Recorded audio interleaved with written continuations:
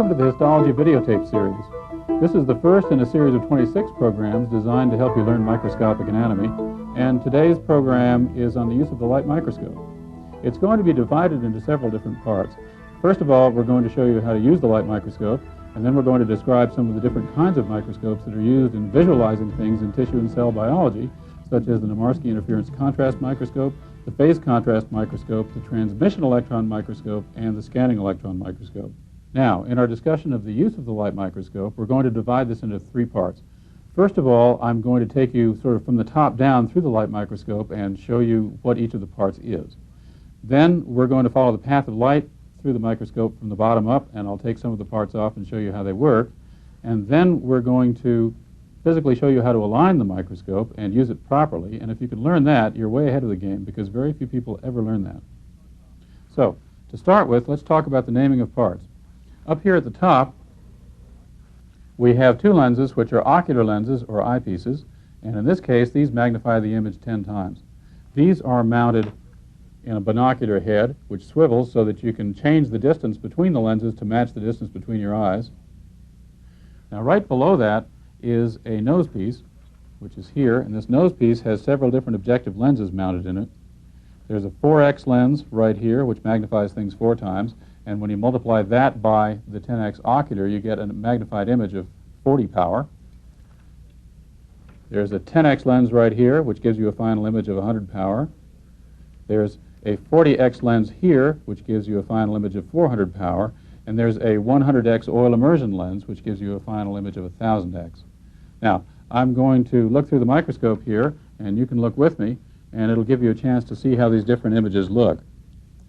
This first image here is of the human retina, and don't worry about the details of the structure right here, because this will be covered in tape number 23 on the eye. I just want you to have a look at the way the same structure looks when viewed with all of these different objective lenses. Now, this is the retina as seen with the 4x objective lens. It's very low magnification, and this lens allows you to scan large areas of tissue and find what you're interested in. We'll swing the 10x objective into place now, and you can see how this is still low magnification, but you can see an awful lot of area. And this 10x lens is probably the most useful lens in standard histological investigation of tissues, because you can see a reasonable amount of detail, but you still have a large field of view. This is how things look with the 40x lens, and you can see right now that the field of view is much smaller, but the cellular detail is much, much greater. For example, here are some of the photoreceptors of the retina, and you can see the rods here and the cones here, and their nuclei down here.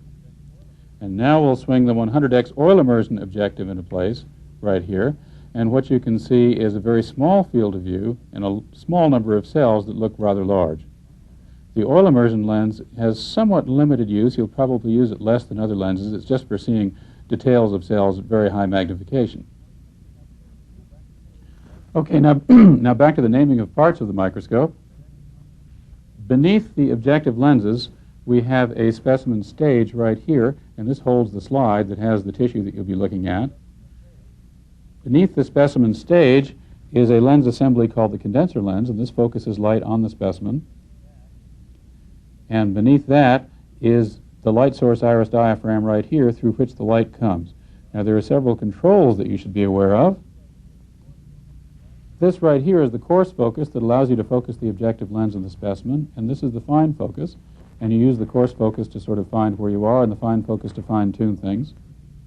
This control right here raises and lowers the condenser lens, and then over on the left-hand side of the microscope, these two knurled knobs here allow you to move the stage around, backwards and forwards. And then this knob here allows you to remove the top element of the condenser lens for use with the 4x objective. Now, what I'd like to do is trace the path of the light from the bottom up in the microscope. And first of all, the light is powered by a transformer right here. And it has a rheostat on it, which is controllable by this knob here. Your microscope may have a different arrangement. You may well have a knob right here, which allows you to control the light source, which is intrinsic to the base of the microscope. This has an external light source here. This transformer powers a bulb here, and you can control the level of illumination by controlling the strength of the current through the bulb. I'll put the bulb back in. And that light is focused on a mirror here, which reflects it up through this light source iris diaphragm here. And this light source iris diaphragm can be opened and closed, and this is important in achieving proper illumination. The light then passes in this direction into the condenser lens, and I'll lower the condenser and take it out so that you can see it.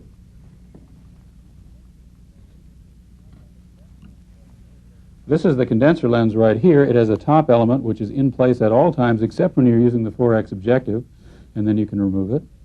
And it has a condenser aperture which is controllable by this lever right here. And this is an important element in adjusting the illumination properly. Now I'm going to put the condenser back in its housing here, and I'm going to raise it up all the way. And remember, when the microscope is in proper operating condition, the condenser is up all the way. One caveat here, most microscopes have a stop that will stop the condenser before it goes all the way up, and that's a good thing, otherwise you'd drive the condenser lens through the slide. Make sure that your microscope has a stop in place. If it doesn't, just approach the slide with great caution.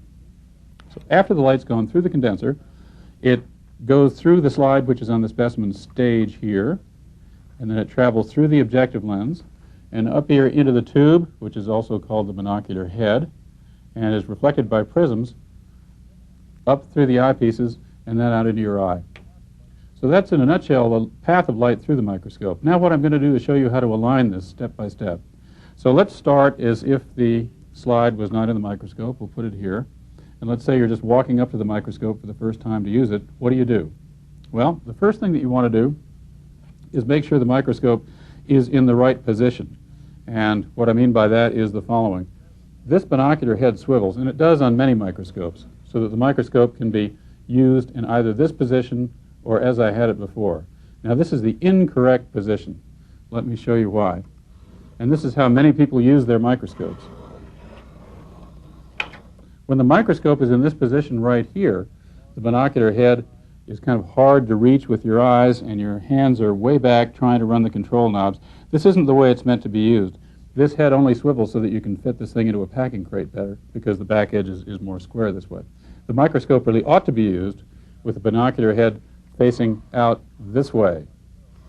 Then you turn it around like so, and when you've got it in this position, it's really very easy to use the microscope and very relaxing, because your eyes are where they ought to be and your hands are where they ought to be to run the controls, and you can look down and see the slide very clearly, and you can see the light coming up through the slide, which is important when you're positioning the slide in the microscope.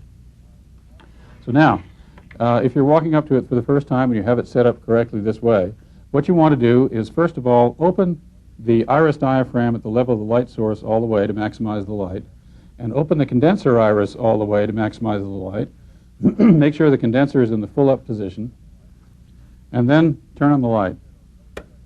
And set it at a low setting. Now, this particular light source has a rheostat. Yours may too, and if it does, what you want to do is make sure that you don't go above the red line, because if you do, you'll blow out the bulb.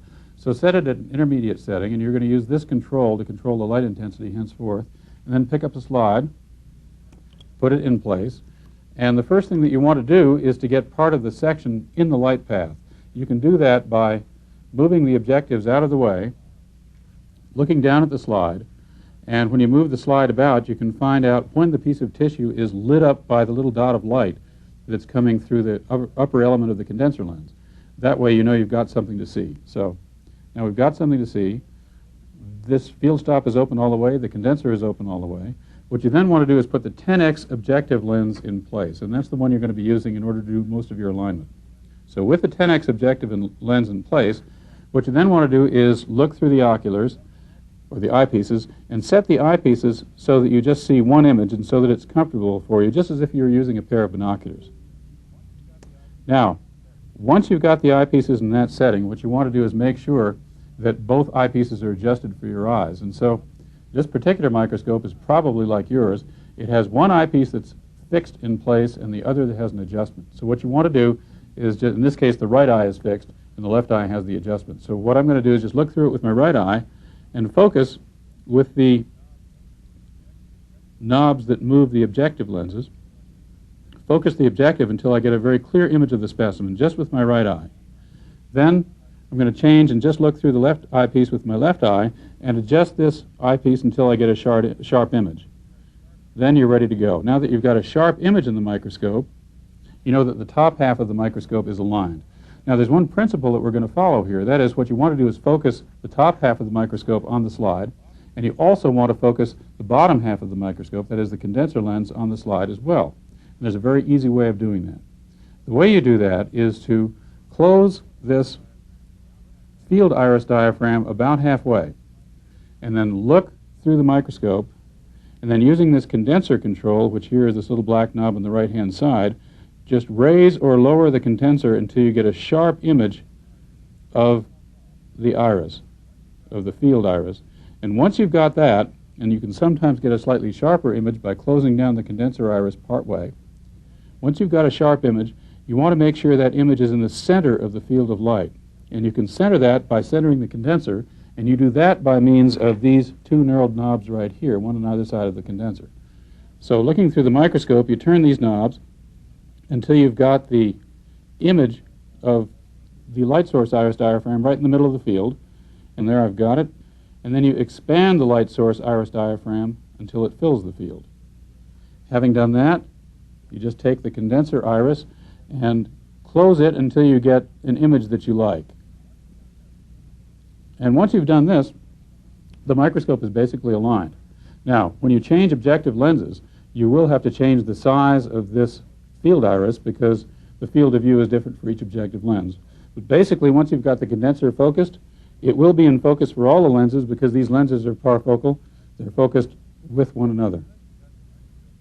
Well, now that you've got your microscope lined up, you really don't have to do very much because fortunately it will stay that way. They're quite stable. But what you ought to do is practice this procedure a couple of times because it's a very good idea to be able to line up any microscope that you just walk up to. Now, I'm going to give you a couple of helpful household hints on what to do when you're actually using the microscope. First of all, when you're looking into the microscope, have your eyes focused at infinity, and one way to make sure that they are is to look up at a distant wall and then look down without changing the focus of your eyes, because it's much more restful that way. Sometimes people strain as if they're looking at something close up, but the light path through the microscope is really quite long. Secondly, you want to learn to use this condenser aperture control correctly, and what you should use this for is not for controlling brightness. You do that with the light source. But what you want to do is use the condenser control to, first of all, generate the kind of image that's comfortable for your eyes. Second of all, to control the depth of field. So if you're looking at a very thick specimen, you can increase the depth of field through it or make it more flat, depending upon what you want, by opening or closing it.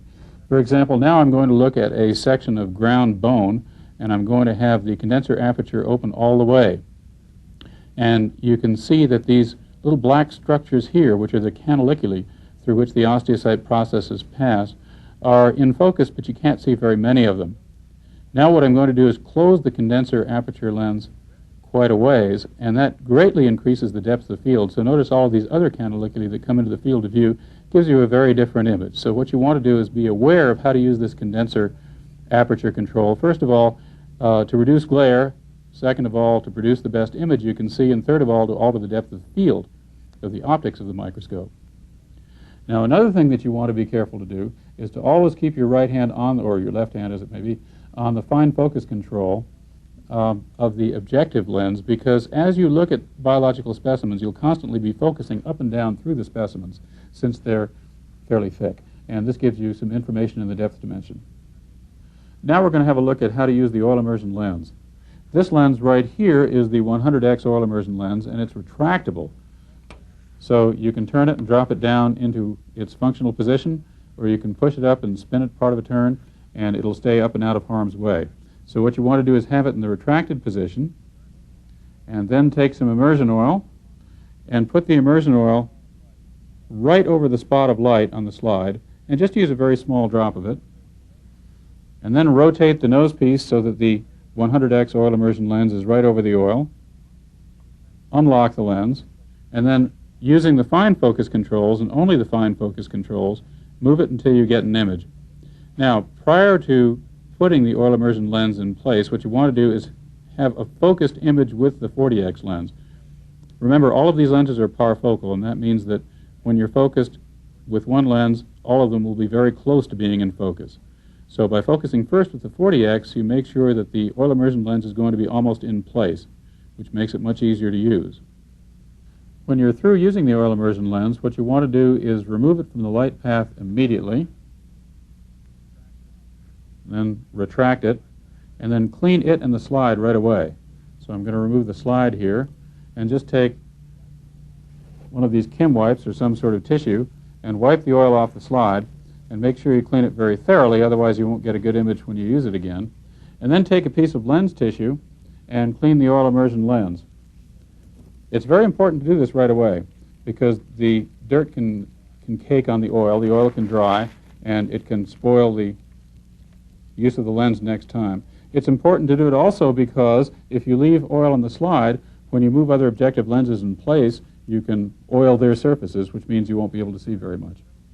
Now that reminds me, there are several things you want to watch out for when you're using the microscope. And let's just say you walk in and sit down and use the microscope and you don't get an image you like. There are several common problems. The first one, it's the sort of thing that you tend to do once, is that the light source is unplugged, and so you can make all the adjustments you want, but you won't see anything because the light source is unplugged. In fact, in one of my classes, I had a student who said he was enjoying the course very much, but having a little trouble in lab. When I went up and looked at his microscope, the light source was not plugged in, and so I think what he'd been looking at largely was the reflection of his own eye. But aside from that, sometimes when you have a bad image when you're looking through your microscope, it's because the lenses are dirty or they have become covered with oil which has dried on them. This is very common because when you rotate this nose piece, you can sweep these lenses right through a puddle of oil in the slide if you leave it there. The way to handle that is to first of all attempt to clean the lens with a piece of lens paper, and if that doesn't work, what you can do is use a very small amount of an organic solvent such as alcohol or xylene and just put that on a piece of lens paper and clean the lens. But you want to do that very carefully and use it very sparingly because there's a problem, and that is that a lot of these organic solvents will dissolve the cement that holds the glass part of the lens in the metal casing, and you don't want to do that. Another problem that people tend to have is improper illumination levels in the microscope caused by improper use of the condenser. Many people will close down the condenser aperture in an attempt to reduce the brightness. Don't ever do that. You use the condenser aperture properly just to control your depth of field or reduce the sort of halo that you can get if it's wide open or to get the best image, but don't use it to control the light intensity. That's done with the light source here. Another common problem that you may experience is that you look through the microscope and the image is just poor no matter what you do, and that may be because the flip-up lens, the top condenser element, is not in place for lenses such as the 1040 and 100. Remember, this flip-up lens has to be in place for all lenses except the 4X. You only remove that to open up the field for the 4X lens. There's another problem that you may encounter very rarely, like 1 out of 1,000 times, and that's that you'll be looking through the microscope with the 40X or 100X lens and be unable to focus on the specimen. Sometimes the person that makes the slide inadvertently puts the section on the bottom of the slide and the cover slip on the top, so then when you have this in the microscope, although everything looks just fine, the specimen itself is underneath the glass. Now the 40X and 100X lenses have very short focal lengths, and you simply won't be able to see the specimen. So if you come upon a specimen and can't focus on it, it may be that aberrant inverted slide. Well, you've just learned how to align the light microscope, and this specific kind of light microscope is called the bright field microscope, and it's an excellent instrument, but it does have limits, and one of the limits is that you need a stained specimen in order to be able to see anything. There are occasions when you want to use living cells that are unstained and be able to see them. It's very difficult to do with this bright field microscope, but there are several variants of the bright field microscope that allow you to do this. One is called the phase contrast microscope, and the other is called the Nomarski interference contrast microscope. And what I'm going to do is show you images generated by all three kinds of microscopes from the same specimen. Now what we're going to do first is look at some living cells just scraped out of a human cheek that have been placed on a slide, and we'll look at them with bright field and see what we can see. Here we have an image of a human cheek cell just seen by basic bright field microscopy, and you really can't see very much. You can tell there's a cell here, you can't see what its contents are, and you can see that there are two spherical objects down here, but they're very hard to identify. Now let's have a look at this exact same cell with the phase contrast microscope and see if we can see any more. Here's the same cheek cell seen with the phase contrast microscope, and right away we can see a whole lot more. First of all, there's no question that this is a cell. There are some organelles here. There's a nucleus here. And now we can tell that these round objects down here are isolated nuclei that popped out of cells adjacent to this one. So we can see a lot more with phase. Let's have a look at exactly the same cell and pair of isolated nuclei with the Nomarski interference contrast microscope and see how that looks. Here's the same cell seen with Nomarski, and I think we can even see more than we could with phase. You can see lots of organelles here in relief. You can see a nucleus here, and you can see the outer limits of the cell really quite clearly. The Nomarski image is nice because it gives you sort of a bold relief view of the specimen, and these two isolated nuclei down here are clearly nuclei, and you can even see the nucleolus in them. Now, you can take the Nomarski microscope and tweak it a bit and get nice color images, as on the next slide here. And this is a color Nomarski image of the same cell, and you can see the organelles here, the nucleus here, the outer limit of the cell here, and you get a particularly nice view of these isolated nuclei because in this nucleus right here you can see the nucleolus over here really very clearly. So this gives you an idea of two kinds of microscopes, the phase contrast microscope and the Nomarski interference contrast microscope, that allow you to see things, living cells, considerably better than you can with the bright field microscope alone. One other limitation that the light microscope has is that its limit of resolution is not quite what we'd like it to be. The limit of resolution of your basic laboratory microscope is on the order of 0.2 of a micrometer. Now you can do much better than that with a transmission electron microscope, which has a limit of resolution of around 2 angstrom units. Now, to show you the dramatic difference between images generated by the light microscope and the transmission electron microscope, what we're going to do is look at the same specimen, which is a human pancreas, and we're going to look at it first of all with a 10x and then a 40x and then 100x objectives on the light microscope level, and then we're going to look at it with an electron microscope. Let's have a look first of all at 10x.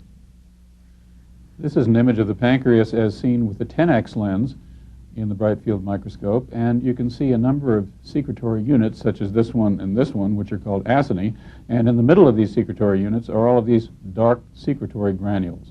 Now let's look at it with the 40x objective lens, and you can see the individual acini or secretory units delineated very clearly. Each acinus is made of a number of pancreatic acinar cells such as this and this one, and the basal pole of the cell is filled with endoplasmic reticulum, and the apical pole of the cell is filled with these secretory granules here. And here we are with the 100x oil immersion lens looking at a pancreatic acinus. We can see a cell here where the arrow is. We can see the nucleus.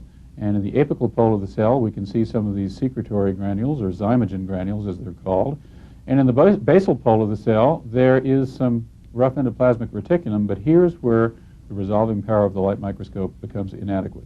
To see the fine structure of this cell, we need an electron microscope. Here's a transmission electron micrograph of exactly the same specimen that we were just looking at by light microscopy, and the arrows in the basal pole of the cell, which is filled with this rough endoplasmic reticulum, which you can see very clearly. The zymogen granules just jump out at you, as do the mitochondria here and the nucleus here. So this is a typical sort of image that you can see with the transmission electron microscope, and I think it's obvious to you just how much more you can see than you can see with the light microscope.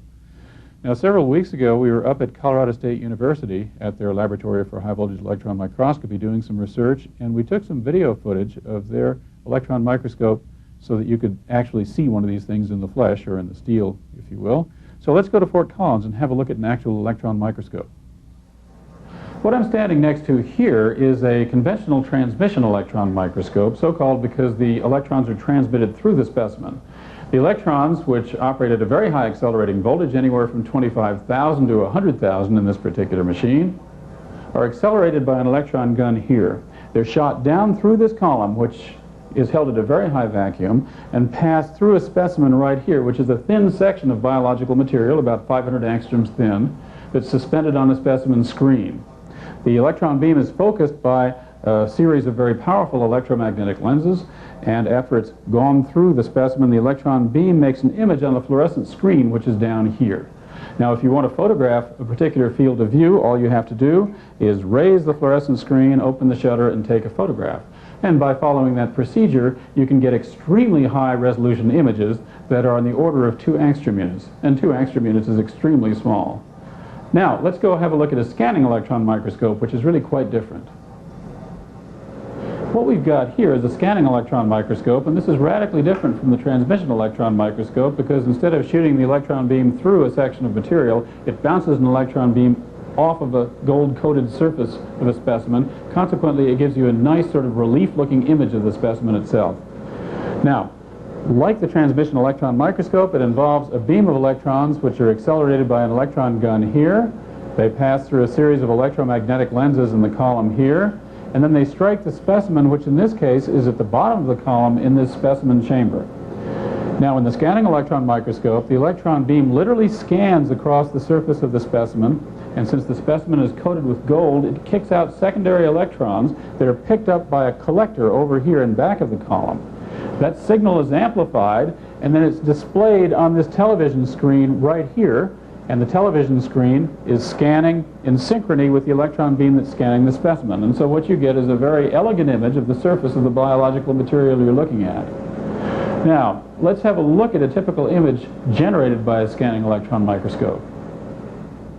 What you're looking at here is a very low magnification scanning electron microscopic image of an insect head. It's a cockroach, in fact. And if you look closely, you can see such structures as the compound eye, which is indicated here by the arrow, and you can see the individual facets of the compound eye, and you can see the antennae here and here, and you can see the mouth parts here. Now, in addition to photographing hard objects, you can take scanning electron microscopic images of soft objects if you prepare them properly. This is a red blood cell right here. It looks like a biconcave disc, and it's being eaten up by a macrophage here and another one here. You can see the cell membrane of the macrophage being thrown over the red blood cell, so we've actually caught the act of phagocytosis right here with the scanning electron microscope. So this gives you an idea of the kinds of images that you can see with the transmission and the scanning electron microscopes. Well, that concludes our program on microscopy. It's been a pleasure being with you today, and I hope we'll see you on future programs. Good luck in your studies of microscopic anatomy, and if anything seems unclear on the use of the light microscope, just feel free to rewind the tape and look at it again. So long for now.